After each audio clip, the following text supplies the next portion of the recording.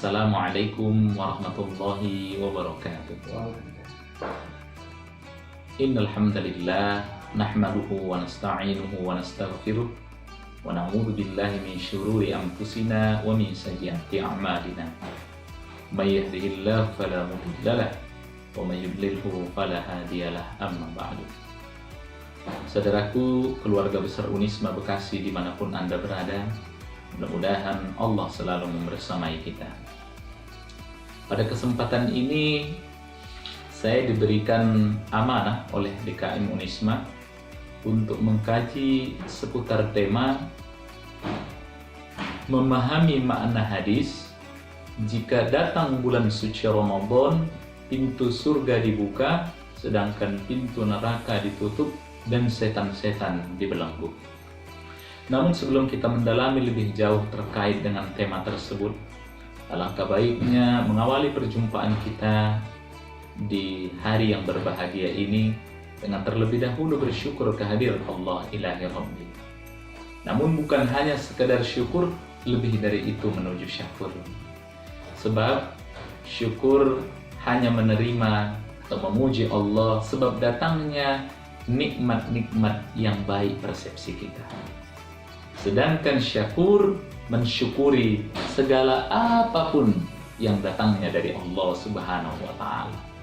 Baik itu sifatnya penderitaan, kemudian sifatnya musibah, ataupun penyakit, ataupun fitnah. Bagi orang yang syakur, ini hanya ibarat mata uang yang memiliki dua sisi berseberangan.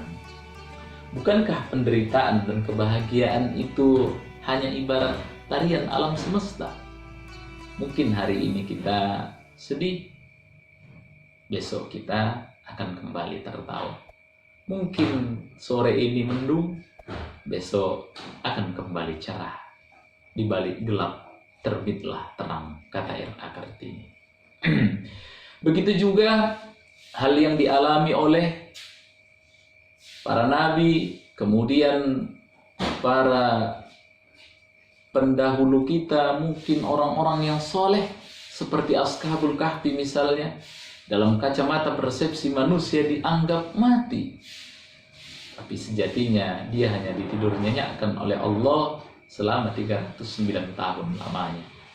Kemudian juga Nabi Yunus disangka mati oleh persepsi manusia, tapi sebenarnya hidup bahagia dalam perut ikan.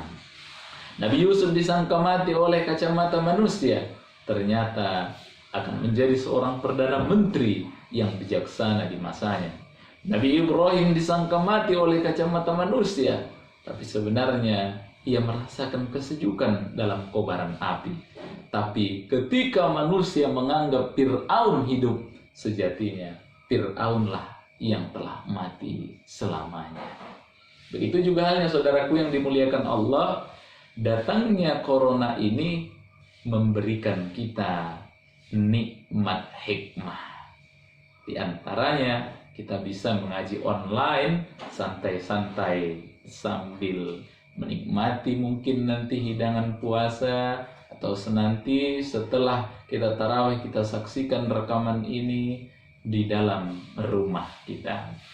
Nah, itulah isyarat Al-Quran, wa qalilum min ibadiyasy syakur. Memang hanya sedikit hamba Allah yang syakur. Dan mudah-mudahan momentum puasa ini, di mana ruh sedang menekan jasad kita, kita mampu menjadi hamba-hamba Allah yang syakur. Allahumma amin. Salawat dan salam tak lupa pula kita haribakan kepada junjungan alam Nabi besar Muhammad sallallahu alaihi wasallam. Ketika masuk bulan suci Ramadan, biasanya Nabi Muhammad selalu memotivasi para sahabat dengan ungkapan, "Idza jaa Ramadan futtihat abwabul jannah." Jika datang bulan suci Ramadan, maka pintu surga akan dibuka. Wa ghulqat abwabun nar, sedangkan pintu neraka akan ditutup. Wa suffidatisy syayatin, dan setan-setan akan dibelenggu. Rawahu Bukhari Muslim. Lewat redaksi hadis tadi, sering muncul pertanyaan radikal di sekitar kita. Di antaranya mungkin yang bisa saya cakup di sini ada dua. Yang pertama itu, jika setan dibelenggu, lantas mengapa kemaksiatan tetap merajalela? Masih ada tuh yang berjudi, masih ada yang pacaran, atau masih ada yang tidak berpuasa, dan lain-lain sebagainya. Kemudian yang kedua, apakah setan itu sejenis makhluk atau hanya sebatas potensi buruk saja?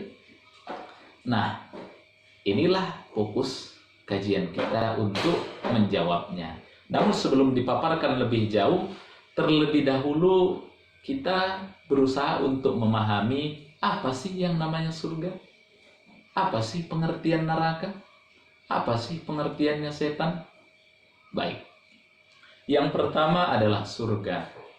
Surga itu sebenarnya tidak dikenal dalam istilah bahasa Indonesia, melainkan dari bahasa Sanskerta, yaitu dikenal dengan svarga atau kebahagiaan, kenikmatan orang-orang atau arwah-arwah yang telah mati.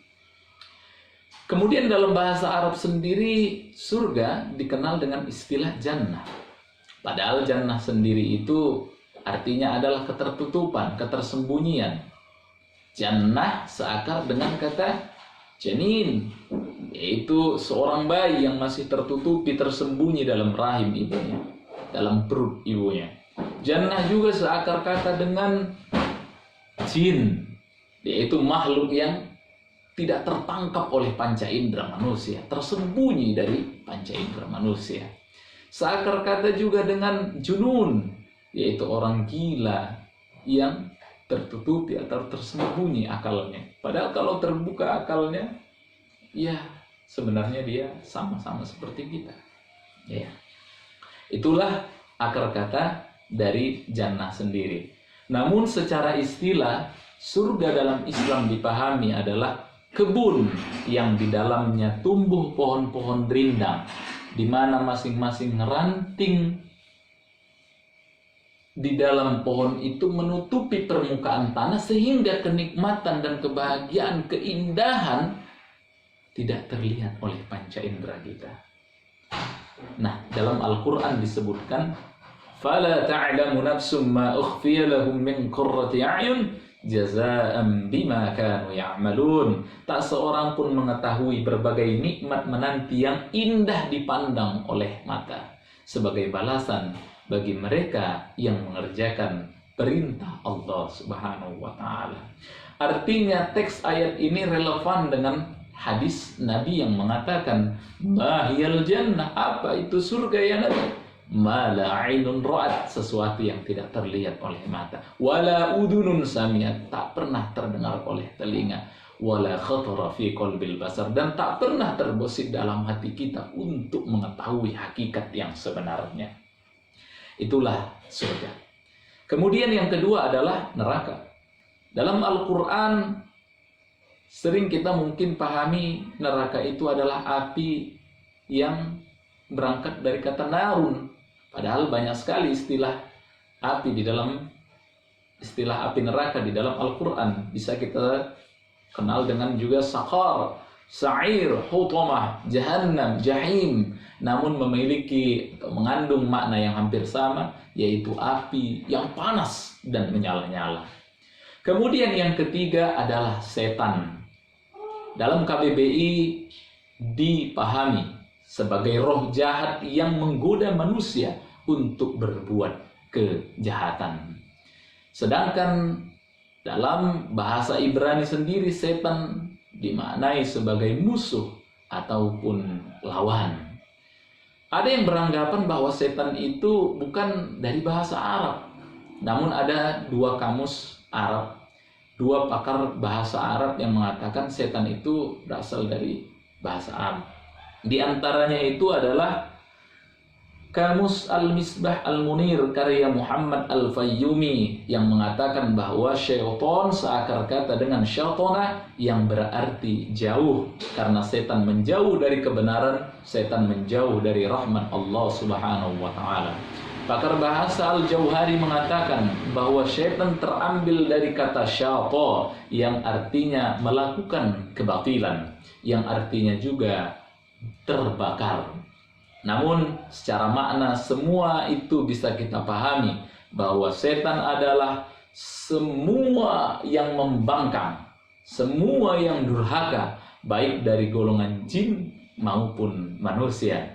Isyarat ini bisa kita pahami dalam Al-Quran surat Al-An'am ayat 112 yang mengatakan وَكَذَلِكَ جَعَلْنَا لِكُلِّ نَبِيٍّ عَدُوًا, dan demikianlah kami jadikan bagi tiap-tiap nabi itu musuh, syayatinal insi wal jinni, yaitu setan-setan dari jenis manusia dan jin. Apa tugas mereka? Yuhi ba'duhum ila ba'din, sebagian mereka membisikkan kepada sebahagian yang lain, zukhrufal qawli ghurura, yaitu perkataan-perkataan indah namun sejatinya menipu. Baik saudaraku yang dimuliakan Allah, kita sudah memahami apa itu surga, apa itu neraka, apa itu setan. Sekarang kita masuk pada hadis yang berbicara tentang tertutupnya pintu neraka, terbukanya pintu surga. Namun sebelum mengetahui kandungan atau sebelum memahami secara utuh hadis itu, apakah nanti kita pahami secara tekstual ataupun kontekstual, memang harus kita pahami dulu cara memahami hadis yang benar. Dalam cara memahami hadis yang benar itu ada terkait dengan teks atau matan, juga kegunaan. Kalau secara teks dan matan tadi kita sudah sebutkan dipahami lewat dua tipologi, yaitu tekstual dan kontekstual. Apa itu tekstual? Yaitu maknanya ada dalam kandungan teks. Kita bisa pahami makna dari kandungan teks itu sendiri. Sedangkan kontekstual kita pahami dengan mempertimbangkan situasi, kondisi, dan kepada siapa teks itu ditujukan. Namun nanti orang yang berpikir kontekstual akan tidak terlepas dari sifat dan kegunaan dari hadis itu sendiri. Misalnya teks itu sifatnya adalah lokal. Lokal itu bagaimana? Hadis yang berlaku pada satu tempat saja, tidak merata. Tidak semua tempat bisa diberlakukan. Contohnya Syuhudi Ismail itu mengatakan terkait dengan hadis memelihara jenggot dan kumis. Inhaku asyawarib wa'aful lihya. Guntinglah kumis dan panjangkanlah jenggotmu. Nah, hemat Syuhudi Ismail, hadis ini relevan dengan kondisi orang-orang Arab, di mana kumis, di mana rambut itu memang tumbuh subur bagi kalangan orang-orang Arab. Tidak hanya di kumis, juga tumbuh di jenggot juga, sehingga indah kelihatannya. Sedangkan orang-orang Indonesia berbeda. Sifatnya ya kumis dan jenggotnya itu jarang-jarang. Tapi bukan berarti tidak boleh untuk menerapkan atau memanjangkan yang namanya jenggot kita, ataupun kita memakai kumis, boleh-boleh saja, dengan catatan kita menjaga kerapiannya, menjaga keindahannya, sebab Allah Maha menyukai keindahan. Innallaha yuhibbul jamal. Kemudian ada hadis juga yang sifatnya temporal, hanya berhubungan dengan waktu-waktu tertentu saja, tidak semua waktu. Contohnya itu hadis terkait dengan kepemimpinan seorang wanita. La yufliha qaumun wallau amrahum imra'ah. Tidak akan sukses suatu masyarakat yang menyerahkan urusan kepemimpinannya kepada wanita. Nah, hadis ini konteksnya adalah terjadi pada masa kerajaan Persia, dikalahkan Romawi saat itu. Nah, jadi saat itu terbunuh Raja Persia, kemudian ingin digantikan oleh seorang wanita. Nah, kemudian dapat dipahami sebelumnya bahwa seluruh dunia, tidak hanya Persia, begitu juga Arab, mungkin saat itu seluruh dunia termasuk Indonesia, dominasi laki-laki itu lebih tinggi, lebih superior daripada perempuan. Karena itu Nabi mengatakan bahwa kalau nanti wanita Persia itu yang menjadi raja, berpeluang tidak akan kuat kewibawaan kepemimpinannya. Namun setelah turun ayat Al-Quran yang mengatakan bahwa potensi laki-laki dan perempuan dalam berbuat amal kebajikan itu sama, di sini artinya egalitarianisme, kesederajatan atau kepemimpinan wanita itu diberlakukan di semua zaman dan tempat dalam konteks universal. Nah, ada juga hadis yang sifatnya universal, berlaku umum, seluruh dunia, semua bahasa tanpa batas dan waktu. Seperti apa contoh hadisnya? Man la yarham, la yarham. Siapa yang tidak menyayangi, maka dia tidak akan disayangi. Nah, orang yang merasa bahwa dia berangkat dari manusia, jenis manusia, di mana Adam menjadi nenek moyangnya, di mana tanah menjadi asal usulnya, bahwa semua manusia adalah sama. Ketika dia menyayangi, tentu dia berharap untuk disayangi. Kemudian ada juga hadis yang sifatnya majazi atau kiasan atau metafora. Contoh hadisnya itu adalah ad-dunya sijnul mu'min wa jannatil kafir. Dunia itu penjara bagi orang mukmin, tapi surga bagi orang kafir. Kalau kita pahami secara tekstual, hal ini sungguh sulit.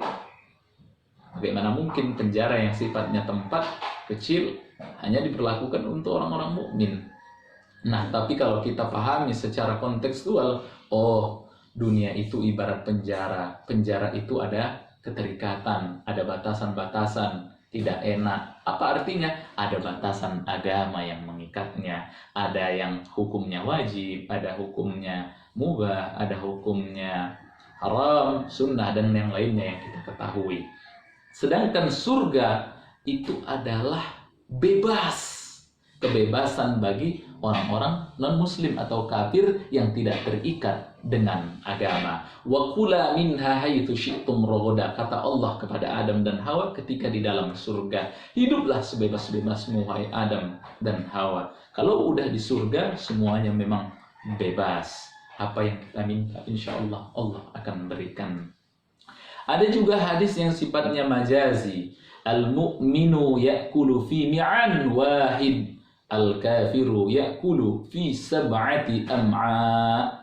Orang beriman itu makan dengan satu usus, sedang orang yang kafir dengan 7 usus.